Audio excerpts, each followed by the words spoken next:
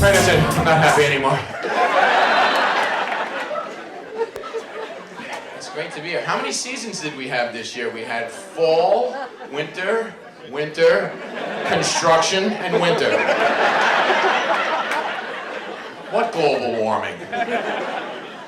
The hell is going on? At least I got to get out. I went to the Caribbean. Yeah, that was nice. That was fun. And I flew back on Jamaica Air. That wasn't fun.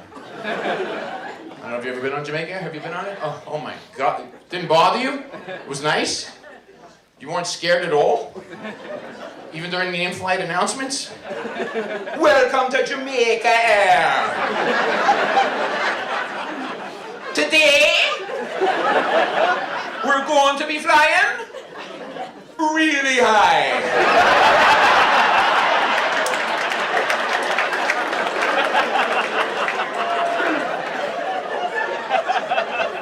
Now, just a few moments ago, while the captain was landing a plane, he hit a flock of birds.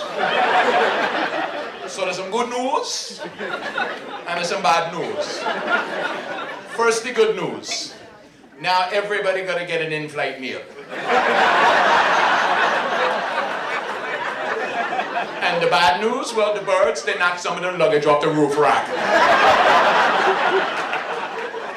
So not everybody gonna get their toiletries and whatnot, man.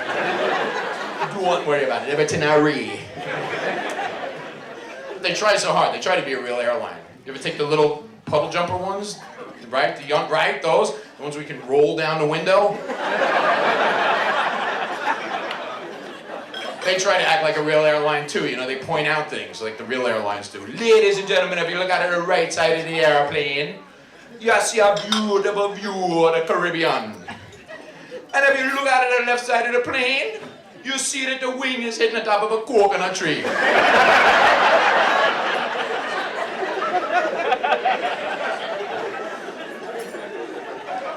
I was flying, and I employed proper etiquette. When you sneeze, the new thing is this. I don't know why now, right? Now that I have snot in my elbow, I guess that's sanitary. Doing it in my hand. No one's touching your elbow? Somebody's gonna touch it eventually. Who? Well, let me show you.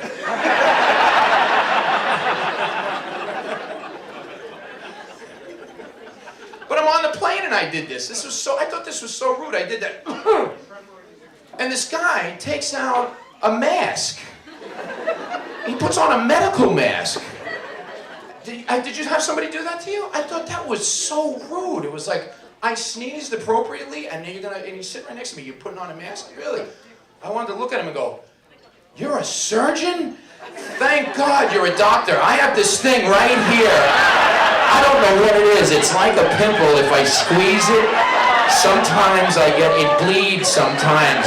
There's a hair that grows out of it. And then, should I drain this or should I leave it alone? I see that you have the mask on and you must have medical experience. Take a look, get close. And I'm not comfortable with that whole wine tasting routine either. That's another big crock, right? I don't know about you guys, I don't drink wine in a restaurant because it tastes good.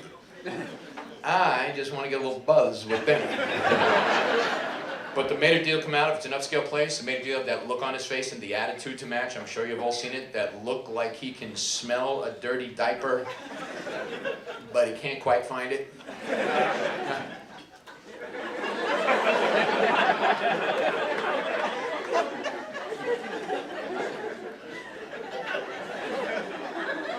Then he walks to the table with a bottle wrapped in a towel like he just gave birth to it. Would you like to see the label? Why? Can't you read? Unless you see a skull and crossbones that I am unaware of, crack it open and fill the mugs, Captain. And then they have to open it for you, Need a pro to open up a bottle of wine. I'm sure no one's ever done that on their own, brother. Would you like to smell the cork? Why? Where'd you have it? You smell it. Maybe it was in that diaper you were looking for a little while ago. Don't you want to slap these people that make a big deal over which wine to order with the meal, that they know what they're talking about. Thank goodness I'm having the Chateaubriand. And my dinner guest is having the filet of sole. What vintage will bridge both palates in an acceptable manner? Noting the limited wine selection, I see I'm going to have to compromise my taste and settle for a bottle of the Chateau Blanc du Lion. Shut up! I'm looking at the wine list going, what has the most alcohol by volume? All right, give me 2 cans of the Chateau, Texas. 2 straws, couple of helmets, wait 10 minutes and dial 911. Because when I'm done, I'm gonna wreck this place, tough guy. You're going down first, fancy pants.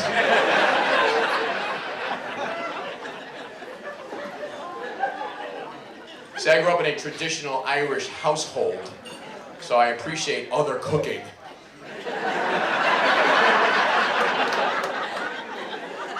Dinner at my house was never any surprise, especially on the weekends. Oh, come on in, you're just in time. Your Uncle Tommy boiled a pot of steam.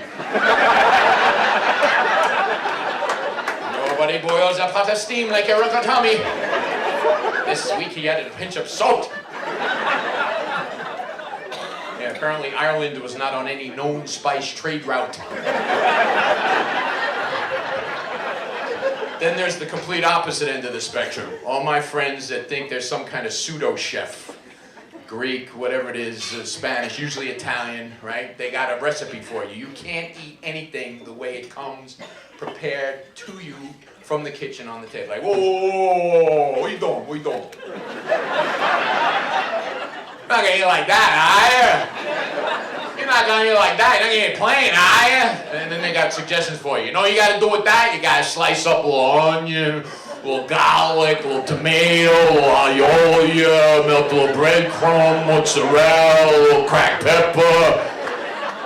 It's oatmeal.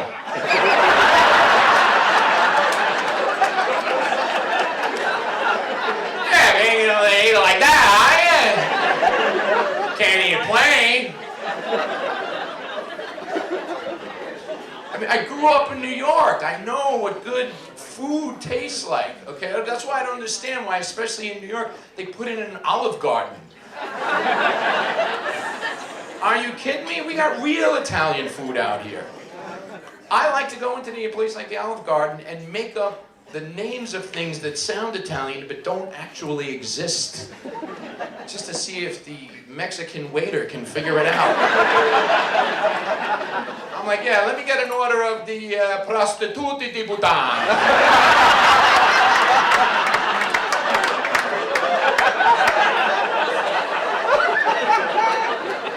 Because you know he's taking the order into the kitchen,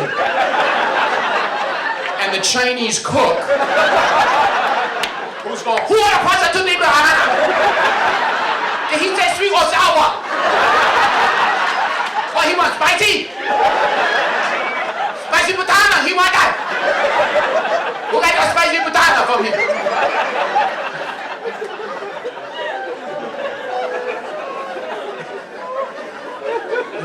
My favorite restaurant invention is that bent little piece of metal. Have you seen that? They clean your table off with, and isn't that awesome? I love that thing. It's called a crummer. Somebody actually bent a little piece of metal and scooped it off the table, and it's called a crummer. Those things are great. I have one for my bed. It's awesome. Late at night, I want a snack, I run it under the pillow.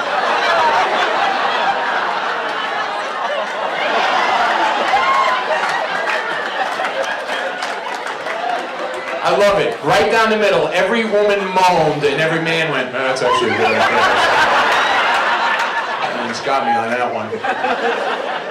Sorry. You know why the bagpipes are played standing up? Anybody? Because no matter where you go to practice, people go, "Get out of here!"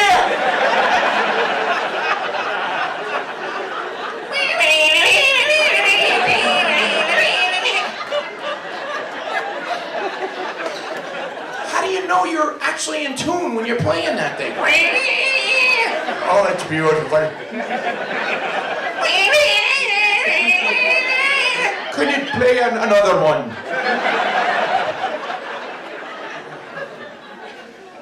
The bagpipe has 9 notes. That's 8 too many. This is how you know it was designed by Celts. Because it leaves one finger free to point that your drink is empty.